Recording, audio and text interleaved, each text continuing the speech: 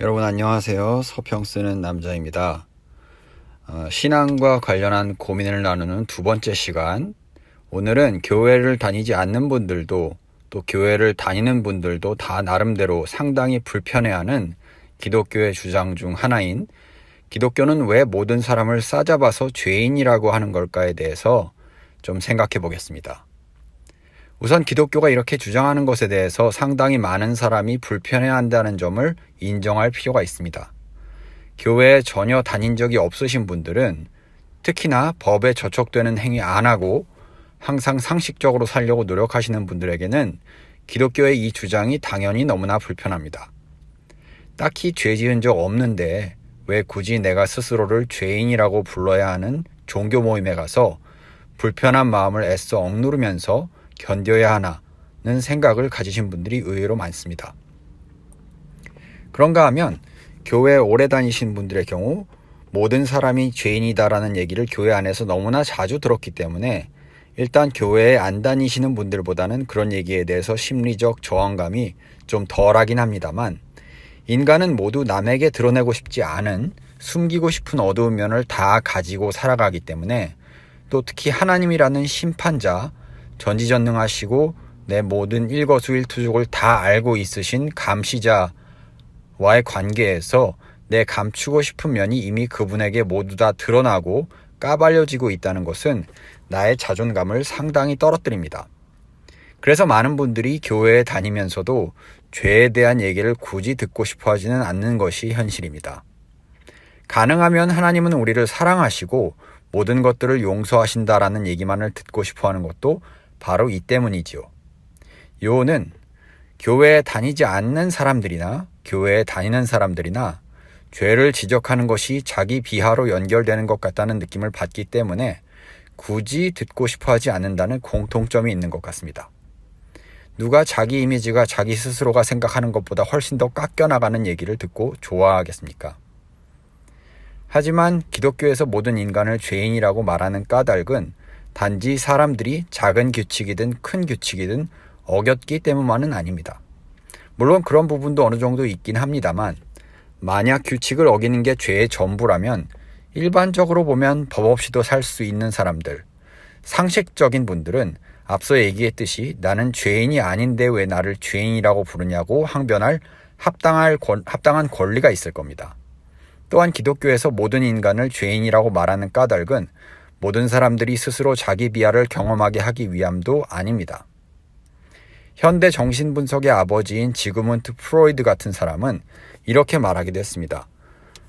이거는 프로이드의 책에서 직접 인용한 것은 아니고요. 그의 주장에 대한 저의 요약입니다. 신은 인간을 다스리고 통제해야 하는데 그렇게 하는 최고의 전략이 바로 인간으로 하여금 자신은 스스로 할 수 있는 게 아무것도 없고 도덕적으로 무능하며 약하기 때문에 신을 절대적으로 의존해야 한다고 생각이 들게 만드는 것이다라는 거죠. 그래서 프로이드는 종교는 인간이 유약한 시절에만 믿을 수 있는 것이며 점점 더 성숙해 가면서 버려야 할 무언가로 보기도 했습니다. 왜냐하면 신은 인간의 자율성과 독립성에 방해만 될 뿐 궁극적으로 인간은 홀로 서야 하는 존재이기 때문입니다. 이런 주장은 분명히 일면 설득력이 있습니다. 그리고 이렇게 본다면 인간이 죄인이라는 말은 종교 권력에 의해서 교묘하게 사용되어 사람들이 종교에 매이게 만드는 전략일 수도 있을 겁니다. 그리고 분명히 이런 면이 있었습니다. 역사를 살펴보면 교회가 권력을 가지게 되었을 때 교회는 항상 이런 전략을 어느 정도 써왔습니다. 사람을 억압하고 자존감이 쭈그러들게 해서 교회의 목을 매게 만들었습니다. 하지만 여러분, 여기서 생각해 봐야 하는 것은 기독교 복음이 인간을 죄인이라고 말하는 것과 권력화된 기독교가 이런 식으로 사람을 종교 권력에 묶어놓기 위해서 하는 거짓말이 같은 얘기냐는 겁니다.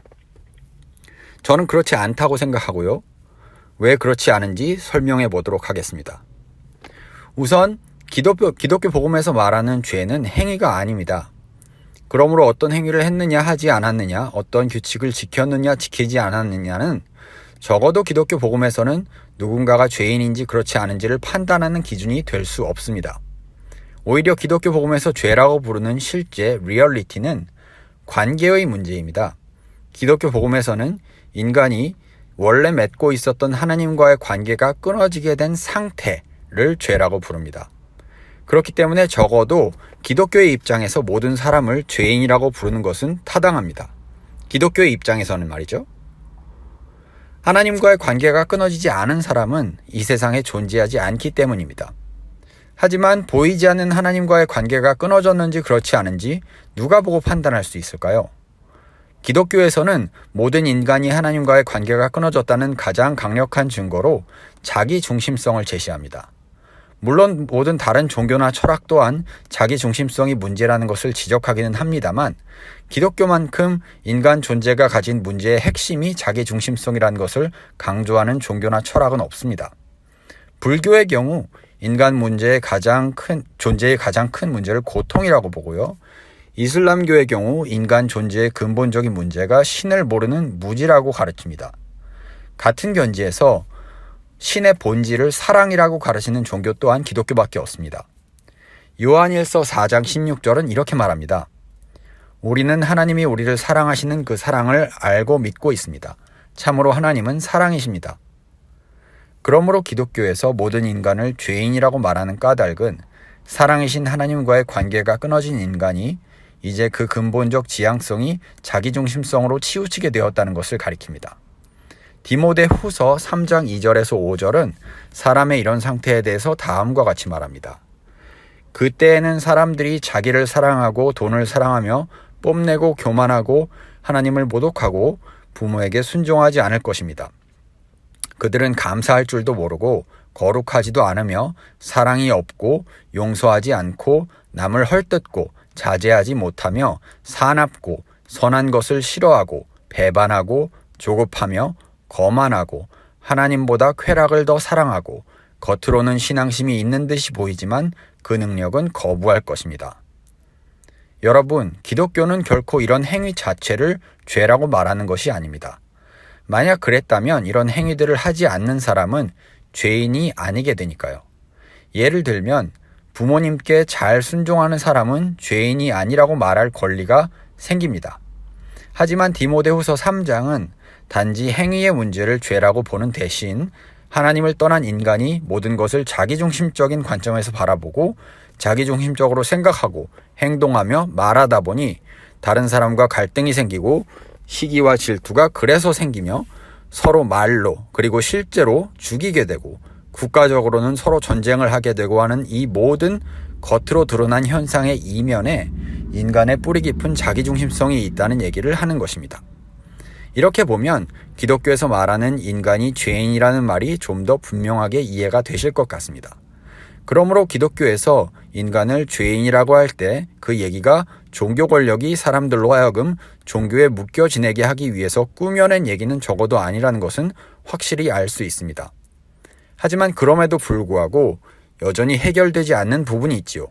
바로 우리가 우리의 죄를 스스로 인정할 때 어쩔 수 없이 자기 비하에 빠지게 되지 않느냐는 의문입니다. 여기에 대해서는 다음 시간에 이어가도록 하겠습니다. 감사합니다.